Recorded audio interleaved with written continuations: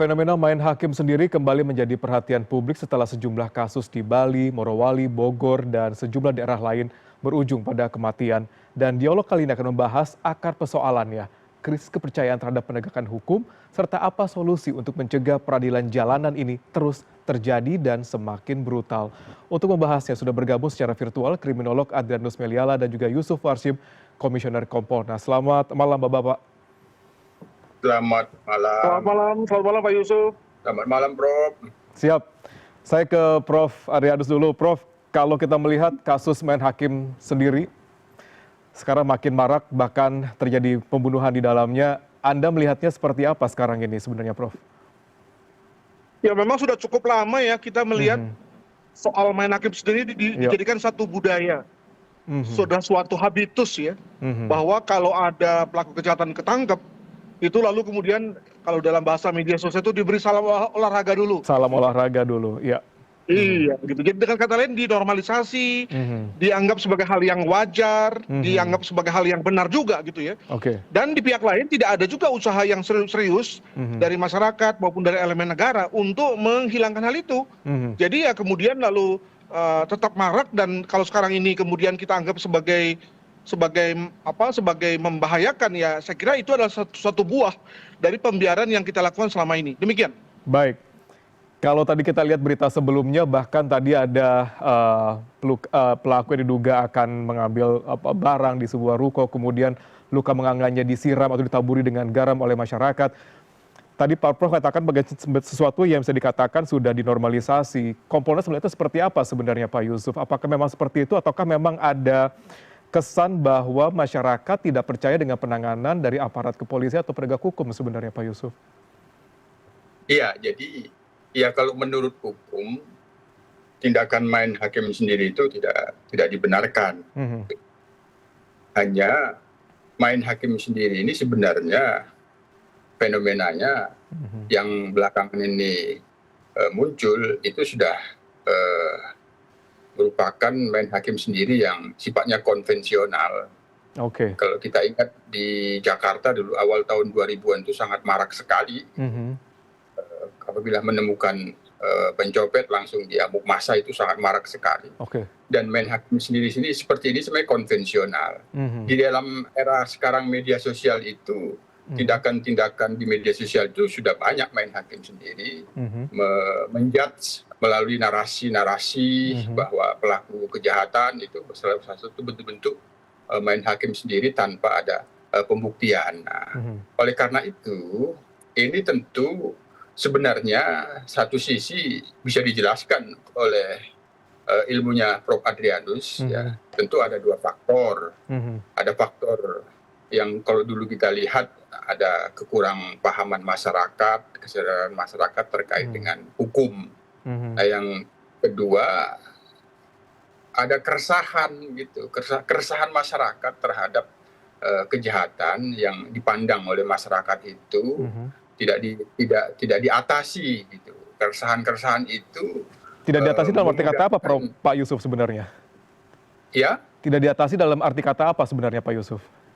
Ya, keresahan terhadap kejahatan jalanan misalnya, seolah-olah tidak ada penuntasan. Misalnya udah sering terjadi, ada pengaduan, ada laporan, tapi tidak bisa menyelesaikan, terus menimbulkan keresahan. Itu sangat mudah untuk menyulut masyarakat itu main hakim sendiri ketika menemukan kejahatan yang sudah diresahkan. Nah, tentu ini jawabannya ada pada kepercayaan terhadap penegakan hukum, aparat penegak hukum. Nah, ketika yang sudah meresahkan seperti ini, ada laporan, ada pengaduan atas kejahatan-kejahatan jalanan yang sudah meresahkan itu, maka ini harus direspon cepat. Gitu. Yang sudah ada diakselerasi, diungkap tuntas, sehingga itu menimbulkan kepercayaan. Yang kedua, ya tentu sejauh mana pihak aparat penegak hukum yang salah satunya kepolisian benar-benar tetap konsisten menjalankan pemolisian masyarakat, pemolisian masyarakat itu benar-benar dijalankan, masyarakat menjadi mitra untuk melakukan pencegahan kejahatan-kejahatan, itu tetap dilakukan. Yang kedua, kalau patroli itu terus diintensifkan di wilayah-wilayah yang sudah meresahkan, itu ya bisa ditingkatkan dan itu menimbulkan kepercayaan. Nah, tapi kuncinya tadi kalau sudah meresahkan, misal di daerah itu ada di luar Jawa itu di sering Sumatera, terjadi kasus yang sama, baik. Ya, sudah sering kejadian kecurian sawit. Apabila itu pada waktu itu tidak cepat polsek itu menuntaskan, sudah tidak percaya masyarakat itu sudah mau dihakimi, hanya pada waktu itu sempat ngeluh ke Kompolnas, kami hubungin polseknya, itu sudah datanya sudah banyak, segera dilakukan penyelidikan, pembuntutan terhadap yang sudah dicurigai masyarakat sebelum yang dicurigai itu dihakimi sendiri. Nah, itu salah satu faktanya yang menjadi contoh bahwa segera yang menimbulkan keresahan itu diatasi. Baik, Prof. Kalau kita mendengar disampaikan oleh Pak Yusuf, berarti ada beberapa poin di sana. Pertama, ada lack of trust dari masyarakat ke penegak hukum. Yang kedua adalah lambannya penuntasan sebuah kasus kriminalitas sehingga akhirnya masyarakat menjadi ya sudah, yang penting dapat, hajar dulu gitu. Sekarang dinormalisasi hal tersebut akhirnya. Memang seperti itu kira-kira pandangan Anda, Prof? Iya, terhadap yang pertama tentu saja itu urusannya Pak Yusuf lah. Pak Yusuf punya kewenangan untuk ngawasi polisi agar hadir di mana-mana, lakukan operasi, dan ketika ada kejadian lalu segera hadir secepat mungkin ya. Tapi saya melihat yang kedua, yakni bahwa memang ini sudah jadi semacam subkultur ya. Ketika ketemu pelaku kejahatan dikasih salam olahraga dulu gitu ya. Menariknya adalah bahwa kalau lihat daripada siapa pelakunya, itu adalah orang-orang yang baik-baik saja. Orang-orang yang masih amat muda, dengan kata lain belum pernah punya pengalaman berbuat kekerasan. Dari orang-orang yang punya status, ya seperti guru, tokoh agama, semua terlibat dalam perilaku main hakim sendiri. Bahkan sekitar 20 tahun lalu ketika kita mengenal mode pembakaran, ya, jadi bukan hanya diamuk tapi juga dibakar, maka pelakunya adalah orang-orang yang kita memiliki profesi yang nggak terbayangkan. Sebagai contoh, dia tokoh-tokoh agama. Gimana ceritanya? Nah, di sini kita bicara mengenai perilaku konformitas ya. Perilaku saling dukung, saling memperkuat diri. Hal mana kalau sendirian nggak berani dilakukan, tapi ketika bersama-sama, nah ini dia nih berani dilakukan, dan bahkan sudah offside ya, sampai kemudian yang masuk pada konteks sadis, brutal, dan kemudian kejam. Demikian. Baik, ada juga kayak seakan-akan tidak memandang apakah ada, misalkan apakah benar orang ini melakukan hal tersebut atau tidak. Tidak ada namanya asas praduga bersalah di sana. Ketika memang tertangkap, siapapun dia, ada orang yang meneriakkan sebagai maling, langsung dihajar saja. Anda melihat itu menjadi salah satu yang sadar normalisasi sekarang, tidak ada namanya asas praduga sekarang? Betul sekali. Dalam dunia sosiologi kelompok ada yang namanya deindividuasi ya. Jadi orang-orang kehilangan individualitasnya, sekaligus rasionalitasnya, dan hanya bertindak mengikuti perasaan jiwa kolektif namanya. Ya, jika ada orang yang bilang pukul benar tuh, ya. Bakar benar. Nah, maka memang untuk mengatasinya perlu ada orang yang pertama kali speak up ya, kalau pakai bahasa sekarang speak up, untuk lalu bertindak pertama kali, melakukan satu tindakan yang rasional, misalnya dengan menangkap pelakunya, membawa ke depan hukum, dan biasanya diikuti juga tuh ya. Nah, di sini nggak ada orang-orang yang lalu berani speak up ya, tokoh-tokoh masyarakat juga lalu ngikut saja. Nah, di sini lalu kemudian peran polisi atau TNI ya, yang lalu kemudian dengan perannya lalu menjadi leader di masyarakat, speak up, dan kemudian mengajak masyarakat untuk kemudian patuh hukum. Demikian. Baik, tapi kalau kita melihat ada tayangan juga sebelumnya, terlihat bagaimana masyarakat membawa bambu ataupun juga kayu panjang gitu. Nampaknya akan sulit buat orang untuk speak up nampaknya, Prof, gitu. Karena khawatir misalnya karena tidak ada asas praduga bersalah, jangan akan diteriakkan komplotannya apa segala macam, sehingga namanya orang mencoba untuk membantu atau melerai malah menjadi korban juga. Saya langsung ke Pak Yusuf. Pak Yusuf, Anda melihatnya seperti apa, Pak Yusuf? Apakah memang benar polisi juga cukup lama gitu untuk datang ke lokasi kejadian untuk melerai sebagai orang yang bisa dikatakan men-speak up untuk tidak melakukan hal tersebut, atau apa yang bisa Anda kasih rekomendasi ke penegak hukum saat ini, Pak Yusuf? Ya, seperti yang saya sampaikan tadi, ya, bahwa faktor itu kan sesungguhnya tidak tunggal gitu. Ada potensi yang paling utama itu kan kejahatan yang terjadi itu sudah masuk dalam taraf meresahkan. Itu artinya lebih daripada 2 kali, 3 kali korbannya itu sudah banyak, itu berpotensi menyulut psikologi massa dengan keresahan itu ketika mendapatkan kejahatan dan ketemu pelakunya, tersulut untuk main hakim sendiri, itu besar potensi. Nah, baru tentu faktor yang saling berkaitan itu ya di dalamnya dipastikan ada ketidakpercayaan masyarakat terhadap aparat penegak hukum. Karena kalau sudah menimbulkan keresahan dan kemudian harus melakukan main hakim sendiri, tindakan sendiri, itu ya di dalamnya ada ketidakpercayaan. Maka itu harus dijawab oleh aparat penegak hukum yang dalam hal ini kaitannya dengan kriminalitas adalah kepolisian. Polisi harus terus selalu hadir. Nah, hadirnya itu apabila tidak hadir, apakah akan ada sanksi? Misalnya apabila sudah menjadi ada hilang nyawa di sana, bahkan ada tindakan anarkis dan brutal yang terjadi di sana, apakah dengan lambannya kepolisian hadir di lokasi untuk melerai massa, untuk mengamankan pelaku tersebut itu menjadi salah satu presiden buruk dan bisa dikenakan sanksi juga gitu kita kepolisian supaya misalnya lebih sigap lagi atau lebih lebih adaptif lagi terkait situasi yang terjadi saat ini sebenarnya, Pak Yusuf? Yang penting keresahan itu harus bisa diatasi, yang di dalamnya bisa tumbuh terus kepercayaan masyarakat terhadap Polri. 3 hal, kan sudah ada konsep pemolisian masyarakat itu terus dilakukan. Yang kedua, patroli itu terus ditingkatkan sesuai dengan pemetaan wilayah yang sudah sering terjadi kejahatan, yang itu potensi keresahannya akan terus meningkat. Nah, kan patroli dilakukan itu kan untuk meyakinkan masyarakat bahwa kami ada. Baru yang ketiga, kasus-kasus yang kaitannya dengan kejahatan jalanan yang sudah ada laporannya, aduan itu harus menjadi prioritas. Harus diselidiki, bila perlu dibuntuti. Kelompok-kelompok atau individu-individu yang sudah dicurigai itu ya salah satu contoh yang sudah saya paparkan tadi di wilayah Sumatera, udah resah masyarakat desa itu terhadap ninja. Nah, sudah mau hampir masyarakat itu menyampaikan ke Kompolnas, kami akan lakukan sendiri apabila polisi tidak bisa turun. Nah, ketika hal itu terjadi sebenarnya Pak Yusuf, apakah memang itu menjadi suatu pembenaran?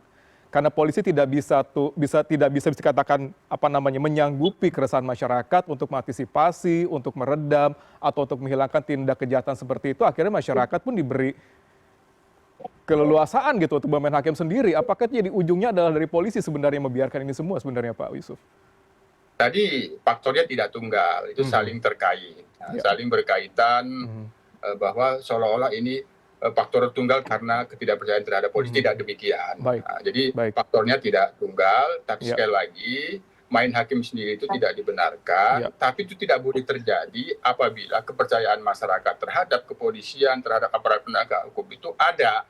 Ketika tertangkap tangan seseorang yang pelaku itu karena dia percaya kepada polisi, tidak diapa-apain, maka itu diserahkan. Nah, pola seperti ini kan kalau ada bangunan jalinan pemolisian masyarakat yang sudah intensif dilakukan oleh pihak kepolisian, masyarakat itu akan mengerti sendiri gitu. Baik. Saya langsung ke Prof. Adrianus. Pak Adrianus, kalau kita sama-sama kan pasti ada yang memprovokasi juga di sana gitu. Ayo maling, gebukin, atau apalah dengan kata-kata yang memprovokasi masyarakat sekitar. Apakah menurut Anda penegakan hukum terkait dengan orang yang memprovokasi maupun masyarakat yang melakukan aksi main hakim sendiri itu sudah cukup membuat efek jerah hingga akhirnya bisa mereduce tension yang terjadi di masyarakat terkait dengan main hakim sendiri ini, Pak Adrianus?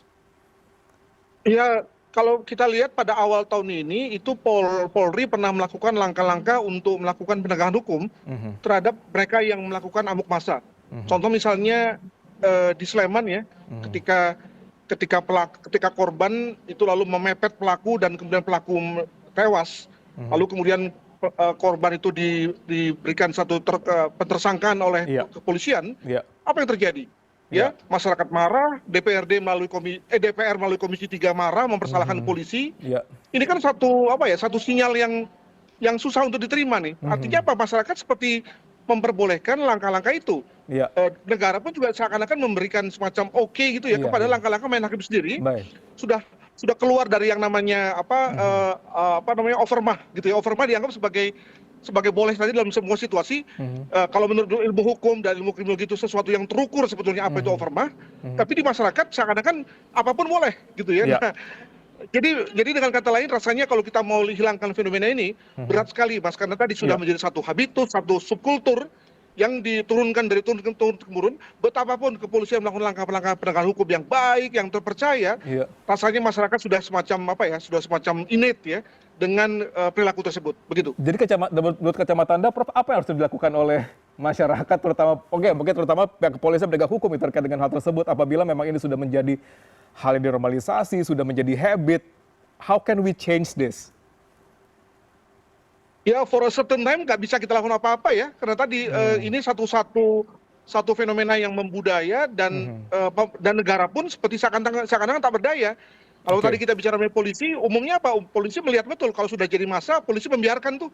Ya, di satu pihak nanti setelah kejadian terjadi, lalu dengan bantuan CCTV satu persatu diangkut. Tapi kan sudah jatuh korban, ya kan? Nah, pencegahannya belum ya? Nah, sekali juga begitu. Saya ke Pak Yusuf. Pak Yusuf, gimana Pak Yusuf menanggapi yang disampaikan oleh Prof. Adrianus, Pak Yusuf?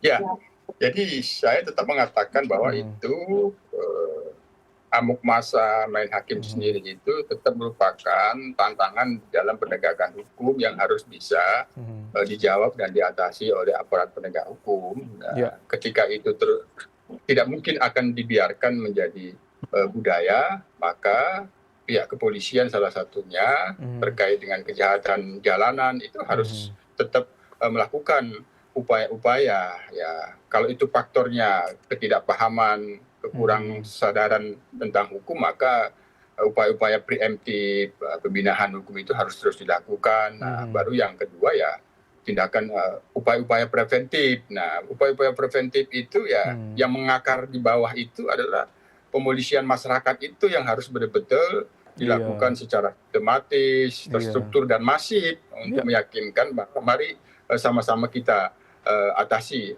kejahatan ini, kita tegakkan, tapi masyarakat itu diajak untuk sama-sama gitu, sehingga ketika menemukan kejahatan mempercayakan menghubungi pihak kepolisian, ketika tertangkap tangan diserahkan kepada pihak kepolisian. Nah, itulah fungsi daripada pemolisian masyarakat itu, menjadikan masyarakat itu mitra. Baru yang ketiga yaitu terkait dengan kehadiran polisi secara konvensional melalui kegiatan patroli. Baru yang kedua, ketika sudah ada pengaduan yang kaitannya dengan kejahatan di satu wilayah yang itu sudah terjadi sering, harus cepat dituntaskan. Nah, kalau tidak tuntas tidak cepat, berarti jangan disalahkan masyarakat apabila masyarakat akhirnya ada hakim jalanan yang akan beredar di sana, akan ada penegak hukum jalanan yang akan beroperasi di sana dan menegakkan hukum jalanan juga. Berarti itu bisa dikatakan tidak disalahkan juga masyarakat apabila itu hal terjadi gitu, apabila memang ada kelambatan dalam proses mengantisipasi hal yang dikhawatirkan oleh masyarakat terkait dengan sebuah kasus kejahatan gitu ya Pak Yusuf ya.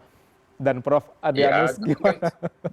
Ya, kalau menurut hukum itu tidak dibenarkan, makanya tindakannya kan biasanya setelahnya itu kalau sudah terjadi korban. Nah, oleh karena itu hal-hal yang demikian harus bisa dicegah. Apa yang disampaikan oleh Prof. Adrianus itu sekali lagi itu menjadi tantangan pihak kepolisian untuk menjawab dan mengatasinya. Baik, terakhir ke Prof.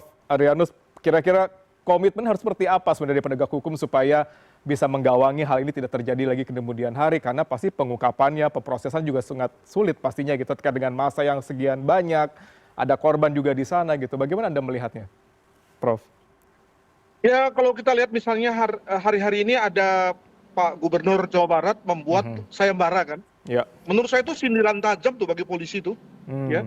Dan moga-moga ini dilihat sebagai sindiran tajam ya, bukan hanya karena sayembaranya, tapi artinya gini, itu kan karena aparat tidak perform, makanya kemudian lalu terpaksa diadakan sayembara. Padahal betapa kalau kemudian semua kegiatan gakum ya itu diwarnai dengan pendekatan ekonomi, pendekatan uang, itu nanti kita juga yang sulit itu, gitu ya. Tapi paling nggak sebagai satu upaya untuk melecut masyarakat, ya melecut kita semua, maka sayembara itu menjadi bagus juga ya sebagai terobosan. Ya, tapi moga-moga sekali lagi itu menjadi satu terobosan agar polisi segera mengaktifkan diri, aktif di public places ya, sehingga lalu kemudian terasa ada di mana-mana, responsnya juga bagus gitu ya, alhasil kemudian amuk massa kemudian dapat dikurangi. Demikian. Baik, kita sama-sama sepakat bahwa yang namanya main hakim sendiri itu adalah hal yang melawan hukum dan pasti pelakunya akan dikenakan sanksi dan juga pastinya akan dikenakan hukum pidana juga di sana.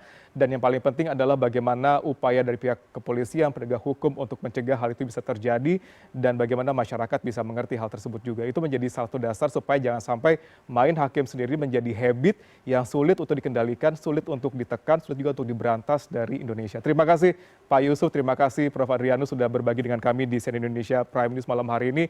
Kita berharap yang terbaik dengan penegakan hukum di Indonesia, jangan sampai ada lagi yang namanya main hakim sendiri, karena semuanya pasti bermuara dari bagaimana penegakan hukum, para pelaku hukum di Indonesia bisa bereaksi terkait dengan hal tersebut. Terima kasih sekali lagi. Terima kasih, selamat malam. Terima kasih Pak Yusuf, terima kasih Prof.